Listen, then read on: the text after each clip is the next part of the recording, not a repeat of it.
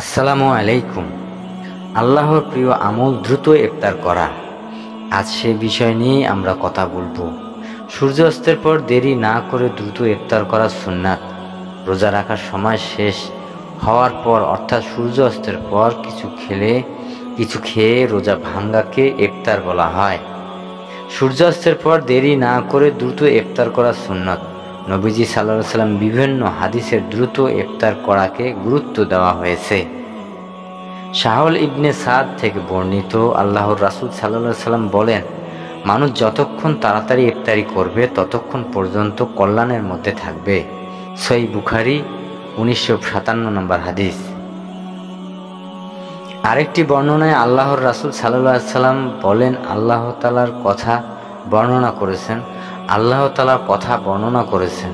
আল্লাহ তাআলা বলেন, তারা আমার সবচেয়ে প্রিয় বান্দা যারা তাড়াতাড়ি ইফতারি করে। সুনানে তিরমিজি 700 নম্বর হাদিস। নবীজি সাল্লাল্লাহু আলাইহি ওয়াসাল্লাম সূর্যাস্তের পর নামাজের আগেই ইফতারি করতেন বলে বর্ণিত হয়েছে। আনাস রাদিয়াল্লাহু আনহু থেকে বলেন, নবীজি সাল্লাল্লাহু আলাইহি ওয়াসাল্লাম মাগরিবের নামাজ আদায়ের আগে কিছু কাঁচা খেজুর দিয়ে ইফতার করতেন। যদি কাঁচা খেজুর না থাকতো তাহলে শুকনো খেজুর দিয়েই ইফতার করতেন। যদি শুকনো খেজুরও না থাকতো তাহলে কয়েক ঢোক পানি দিয়ে ইফতারি করতেন। সুনানে আবু দাউদ 1356 নম্বর হাদিস। তাই কোনো অসুবিধা না থাকলে সূর্যাস্তের পর করে ইফতার করার চেষ্টা উচিত। সূর্যাস্তের কিছুক্ষণ আগে ইফতার খাবার সামনে নিয়ে ইফতারের সময় অপেক্ষা করা উচিত এবং অবশিষ্ট সময়টুকু আল্লাহর কাছে দোয়ায় কাটিয়ে দেওয়া উচিত। ইফতারের পূর্ব মুহূর্তে দোয়া কবুল হয়।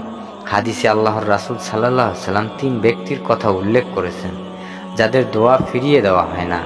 ওই 3 ব্যক্তির মধ্যে অন্যতম হলো রোজাদার ব্যক্তি। ইফতারের সময় রোজাদার ব্যক্তির দোয়া কবুল হয়, তা ফিরিয়ে দেওয়া হয় না।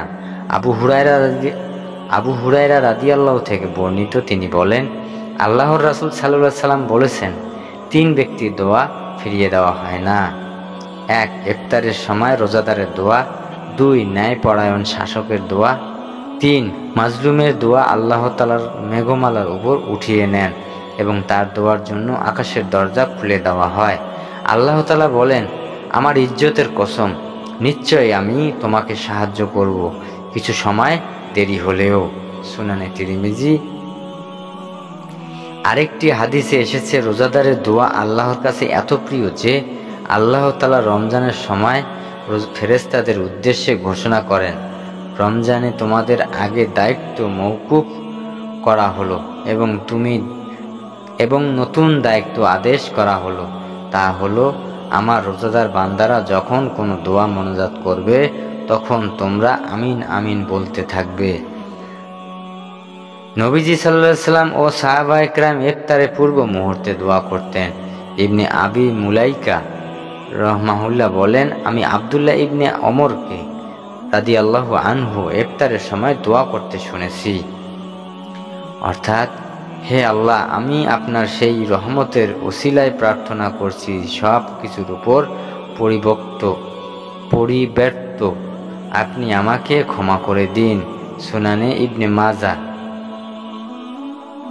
ইফতারের পূর্ব মুহূর্তে আমরা এই দোয়াটি এবং কোরআন হাদিসে বর্ণিত সুন্দর দোয়াগুলো পড়তে পারি, নিজের ভাষায় আল্লাহর কাছে দোয়া করতে পারি। আল্লাহ তাআলা তৌফিক দান করুক।